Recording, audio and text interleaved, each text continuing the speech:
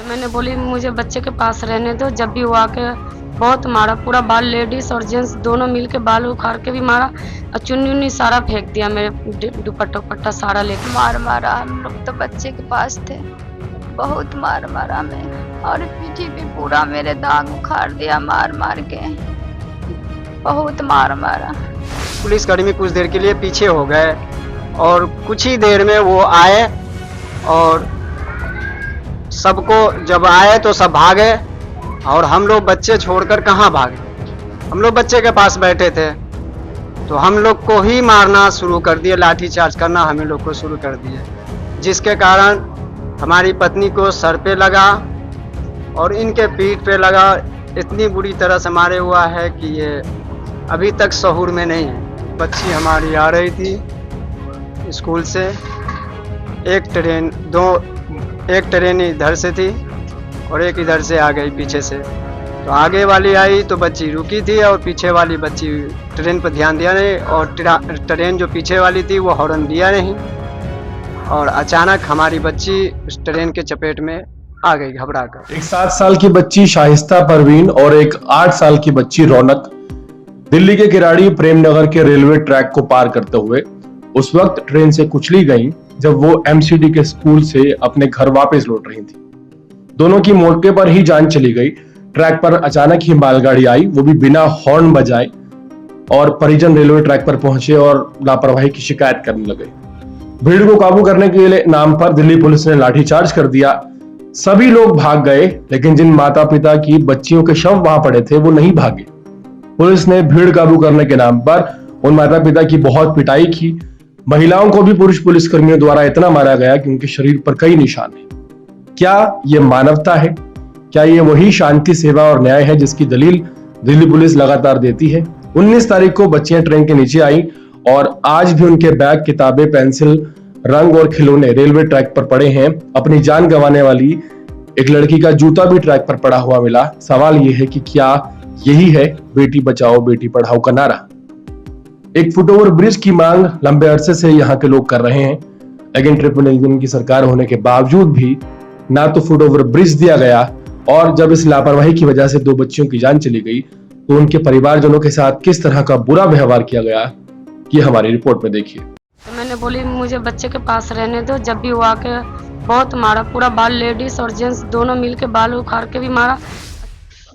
नमस्कार, आप देख रहे हैं अर्बन न्यूज, और फिलहाल मेरी मौजूदगी जो है वो प्रेमनगर किराड़ी इलाके में है। यहाँ 19 तारीख को तकरीबन 1 बजे से 2 बजे के बीच एक बहुत दर्दनाक घटना घटी। 2 छोटी बच्चियां रौनक और शाइस्ता जब स्कूल जा रही थी तो अचानक एक स्कूल से आ रही थी, एक ट्रेन के बाद एक मालगाड़ी आती है और मालगाड़ी दोनों बच्चियों को रौंदती हुई चली जाती है।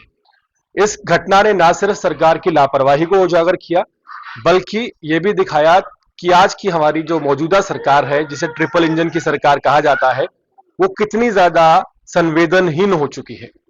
हैरानी की बात यह है कि जो माँ बाप वहां विलाप कर रहे थे और जो बच्चों के शव वहां पर रेलवे ट्रैक पर पड़े हुए थे, उन माँ बाप के साथ पुलिस ने बर्बरता की सभी हदें पार कर दी।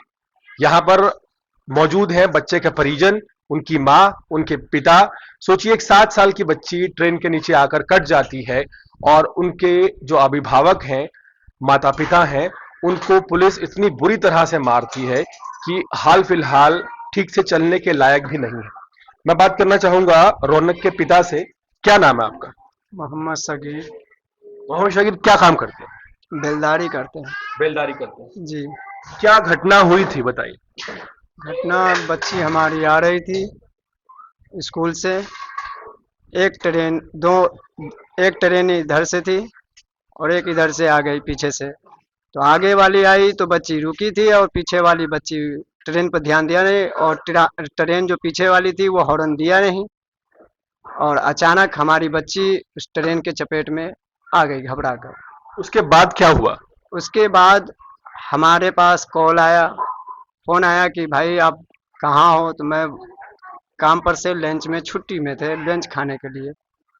तो फोन आया तो बोला कि भाई आप दौड़कर पटरी पे आओ, आपकी बच्ची डेथ कर गई। हम वहां से दौड़ते हुए आए अपने बच्ची के पास और बैठे थे हम लोग। कुछ ही देर में पुलिस कर्मी लोग आए हमारे बच्चे को उठाने, तो हम लोग बच्चे को मना किए कि अभी नहीं, हमारे बच्चे के लिए कुछ लिखा पढ़ी हो जाए और उसके बाद यहाँ से हमारे बच्ची को ले जाएंगे। इसी के कारण हम लोग बैठे थे। वो जबरदस्ती करने लगे, डंडा चार्ज करने लगे, तो वहाँ बहुत सारी भीड़ लग गई मोहल्ले का, और वो जब डंडा चार्ज करने लगे, सारे को मारने लगे, तो सभी पथराव करने लगे। पुलिसकर्मी कुछ देर के लिए पीछे हो गए और कुछ ही देर में वो आए, और सबको जब आए तो सब भागे, और हम लोग बच्चे छोड़कर कहाँ भागे। हम लोग बच्चे के पास बैठे थे, तो हम लोग को ही मारना शुरू कर दिए, लाठी चार्ज करना हमें लोग को शुरू कर दिए, जिसके कारण हमारी पत्नी को सर पे लगा और इनके पीठ पे लगा। इतनी बुरी तरह से मारे हुआ है कि ये अभी तक शहूर में नहीं है। क्या नाम है आपका? रोशन खातून। मतलब क्या आपके साथ पुलिस ने बल प्रयोग किया? जी किया, बहुत मार मारा। हम लोग तो बच्चे के पास थे, बहुत मार मारा हमें। सर कहाँ चोट लगी किया और पीठी पे पूरा मेरे दाग उखाड़ दिया मार मार के, बहुत मार मारा। देखिए, ये एक अमानवीय चेहरा है। ये जो व्यवहार पुलिस का है, ये एक्चुअली पुलिस को इस तरह की अथॉरिटी जाहिर तौर पर नहीं होनी चाहिए, क्योंकि पुलिस का काम है व्यवस्था को मैनेज करना, ना कि एक अमानवीय व्यवहार करना उन लोगों के साथ जिन्होंने हाल ही में अपना बच्चा खोया है। उनके बच्चे की लाश उनके सामने पड़ी है, और ऊपर से पुलिस अगर उन्हें बुरी तरह मारेगी तो सोचिए उनके दिल पर क्या बीतेगा। हालांकि इसके पीछे जिम्मेदार सरकार है या वो अधिकारी हैं जिन्होंने ऐसा करने के आदेश दिए, ये जांच का विषय है। यहाँ पर और भी लोग हैं, इन्हें भी, इनके साथ भी मार पिटाई की गई है। पुलिस, आप लोगों को भी लगी चोट? हाँ जी, क्या लगा आपको, मतलब कैसे क्या हुआ? वहाँ पे आके सारे जने वहाँ पे गए हुए थे बैठने के लिए, देखने बच्चे को। सारे जने खड़े थे, साइड करने लगे, साइड नहीं हुए तो मारने लग गए। मारने लगे? हाँ जी, कैसे मारे? कोई तो डंडो ले रखा था, कोई पत्थर बरसाने लग रहे थे। अच्छा, आपको भी चोट लगी? हाँ, मेरा तो दोनों पैर में पूरी जांग लेके पूरी में है। जब मैंने बोली मुझे बच्चे के पास रहने दो, जब भी वो आके बहुत मारा, पूरा बाल, लेडीज और जेंट्स दोनों मिलके बाल उखाड़ के भी मारा, और चुन्नी उन्नी सारा फेंक दिया, मेरे दुपट्टा उपट्टा सारा लेके बाहर में। क्या नाम है आपका? जैतून खातून। आप कौन लगती है बच्चे की? बच्चे के मौसी है। जी। आप उस वक्त वहाँ क्या कर रहे थे? मुझे फोन गया था, मैं कंपनी में थी, तो फोन गया तो मैं ड्यूटी छोड़ के वहां से दौड़ के आई तो मैं बच्चे के पास आई, बच्चे को देखने के लिए कि मेरा बच्चा है कहाँ पे। जैसी ही गई वैसी ही मेरा वहां पे बोला कि साइड हुआ। मैं बोली मुझे बच्ची पहले देखने दो, तो गई वहां पे देखने दिया। मैं बोली कि जो लिखा पड़ी है वो काम कर लीजिए, मुझे इंसाफ चाहिए। तो बोला इंसाफ यहाँ पे कुछ नहीं मिलता है, ये हंसा हुआ तो वहाँ ट्रेन के हंसा हुआ है, यहाँ कुछ भी नहीं मिलेगा, नहीं कुछ साइड हुआ। तो मैं बोली नहीं, मैं बच्चे के पास बैठूंगी। मेरा बाल पकड़ के पीछे खींच के ले गया, सब मिलके मारने लगे मुझे। देखिए, ये वो परिजन है जो बच्चे की, जिनको सूचना मिली कि जो बच्ची है 7 साल की रौनक, वो ट्रेन से कट गई है, और वो मौके पर पहुंचे, बैठे ही थे, इतने में पुलिस आ गई, विवाद बढ़ा और इनके साथ अमानवीय व्यवहार किया गया, जो कि बर्दाश्त नहीं किया जाना चाहिए। हैरानी इस बात की है, तमाम बड़े बड़े दावे, ट्रिपल इंजन की सरकार, विकास की बातें, विश्व गुरु बनने की बातें, लेकिन जमीनी हकीकत क्या है कि एक गरीब आदमी के लिए इतने बड़े इलाके में एक फुट ओवर ब्रिज तक नहीं बना। यहाँ पर तकरीबन 40 लोगों की जान जा चुकी है, और हर बार लिख कर दिया जाता है, टाल मटोल कर दिया जाता है। मौजूदा जो एमपी हैं योगेंद्र चंदोलिया, वो भी बीजेपी से हैं, और तमाम बड़ी बड़ी बातें करते नजर आते हैं, लेकिन धरातल की अगर बात की जाए तो एक आम आदमी के लिए कोई सुविधा नहीं है। एक आम आदमी सिर्फ पिटने के लिए बना है। बच्चे की जान जाती है, वहां पर सहानुभूति के छोड़ दीजिए आप, बच्चों के पेरेंट्स से, उनकी मौसी से, उनके जानने वालों से इतना बुरा व्यवहार किया जाता है जो कि बताना बहुत मुश्किल है।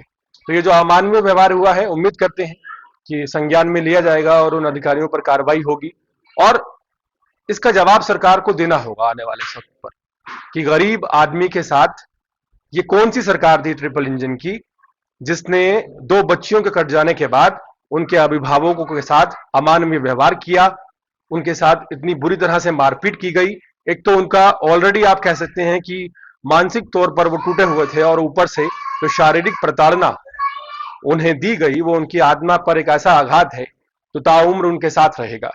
हाल फिलहाल मैं हूं गुरुदेव वर्मा और फिलहाल खड़ा हूं प्रेमनगर में।